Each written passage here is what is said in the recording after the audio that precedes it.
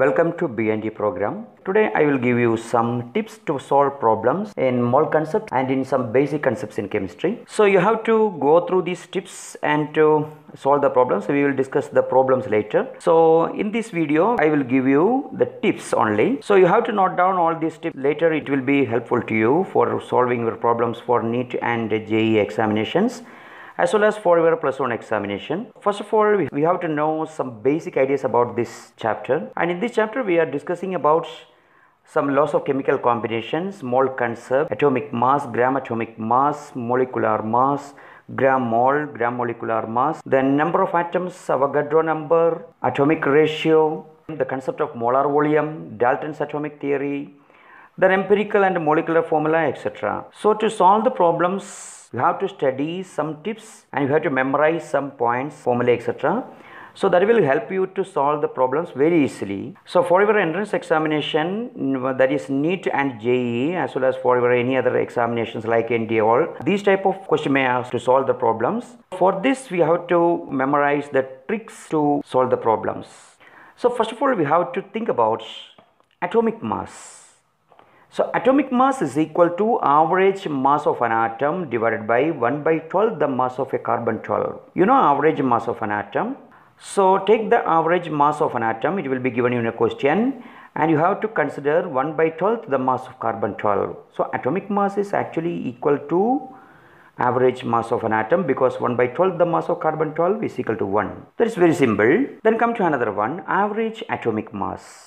So how to determine the average atomic mass? Sometimes relative abundance of an element may be given in your question, and atomic mass also given sometimes. Otherwise atomic mass is to be known to you. Consider the formula. Average atomic mass is equal to relative abundance of the first element into atomic mass of the element, put in the brackets, plus relative abundance of the second element into the atomic mass of the second element, the whole divided by relative abundance of the first element plus relative abundance of the second element. So by substituting the values given in your question, you can very easily determine the average atomic mass of an element.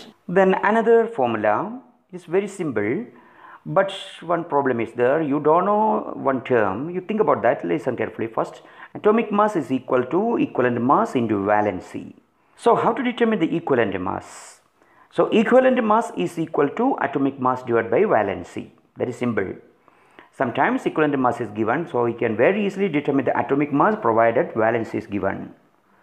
Okay, so you note down the formula. If equivalent mass is given, valency is known to you, you can very easily determine the atomic mass. Or in other words, if atomic mass is given, valency is known to you, so you can very easily determine the equivalent mass of an element. Next formula is very simple. That is, if molecular mass is given, atomicity is also given, you can very easily determine the atomic mass. So what is atomicity? Atomicity is the number of atoms present in the molecule. You know, oxygen is a diatomic molecule, nitrogen is a diatomic molecule, whereas helium, neon, etc. are monatomic molecules. So here atomicity is given, molecular mass is also given, you can determine atomic mass. How to determine? Atomic mass is equal to molecular mass divided by atomicity. For example, atomic mass of oxygen is equal to molecular mass of oxygen divided by atomicity. That is equal to 32 divided by 2 is equal to 16. Next term, you know specific heat. That is given in calorie or calorie. So specific heat is equal to, there is a formula for that, specific heat is equal to 6.4 divided by atomic mass. That's a formula. Then listen, if specific heat is given, how to determine the atomic mass? Atomic mass is equal to 6.4 divided by specific heat in calorie. That is very important formula, because for your entrance examination like NEET and JEE, it is very important. That's about the atomic masses. And come to molecular mass. If average mass of one molecule is given, how to determine the molecular mass? That is, molecular mass is equal to average mass of one molecule divided by 1/12 into the mass of an atom of carbon-12. That is very simple. That is known to you. If molecular mass is given, how to determine the actual mass of one molecule? For example, molecular mass of oxygen is 32.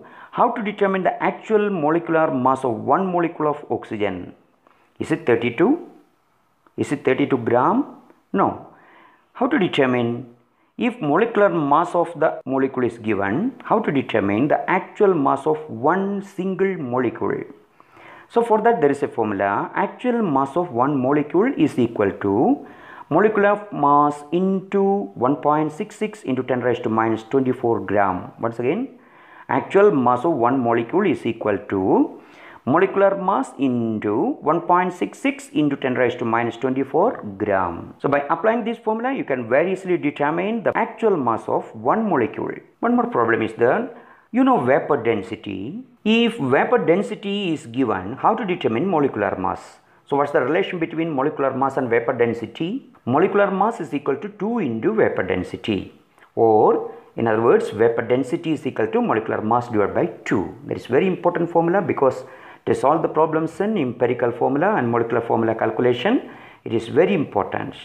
Molecular mass is equal to 2 into vapor density. You know 6.022 into 10 raised to 23. That is Avogadro number. So Avogadro number is related to 1 mole, you know. So 1 mole is equal to 6.22 into 10 raised to 23 particles. That is not true. We have discussed in the earlier sessions. And that is equal to what? That is 1 mole is equal to 6.022 into 10 raised to 23 particles. That is equal to atomic mass or molar mass. Atomic mass or molar mass. Atomic mass in gram or molar mass in gram. That is equal to, what will be the volume? That is equal to 22.4 liter of gas at STP. So once again, 1 mole, there is a total relation between all these. There is four items are related in a single formula. 1 mole is equal to 6.022 into 10 raised to 23 particles is equal to atomic mass or molar mass, that is equal to 22.4 liter of gas at STP. If Avogadro number is given, so how to relate this Avogadro number to 1 gram atom? So 1 gram atom is a unit, you know. 1 gram atom is equal to n atoms, n, capital N, that is Avogadro number. That is equal to 6.023 into 10 raised to 23 atoms. Again equals gram atomic mass. So 1 gram atom equals 6.023 into 10 raised to 23 atoms equals gram atomic mass. Similarly, 1 gram molecule is equal to n molecules. N means Avogadro number. Equals 6.023 into 10 raised to 23 molecules. Again, 1 gram molecule is equal to 6.023 into 10 raised to 23 molecules equals gram molecular mass. That is very important. Next one, if weight of a substance is given, weight of an atom is given in gram, and you know gram atomic mass, how to determine number of gram atoms? It's simple. Number of gram atoms is equal to weight in gram divided by gram atomic mass. Once again, number of gram atoms is equal to weight in gram divided by gram atomic mass. Similarly, if weight in gram is given, gram molecular mass is also given, how to determine number of gram molecules? Number of gram molecules is equal to weight in gram divided by gram molecular mass. Once again, number of gram molecules is equal to weight in gram divided by gram molecular mass. Okay. If so, how to determine the gram equivalence, number of gram equivalents? If gram equivalent mass is given, how to determine number of gram equivalents? Can you say? Yes, weight in gram is given, gram equivalent mass is also given. How to determine the number of gram equivalents? So number of gram equivalents is equal to weight in gram divided by gram equivalent mass. Once again, number of gram equivalents is equal to weight in gram divided by gram equivalent mass. Similarly, here you got the concept of equivalent mass. What are the formulae to determine equivalent mass? How to proceed to molarity and all we will discuss in the next session. So I think you got all these equations, all these formulae better. You study well and you have to apply these equations or formulae into some problems. We will discuss the problems later. For more tips to solve problems and for more questions in chemistry, please subscribe the channel SPCL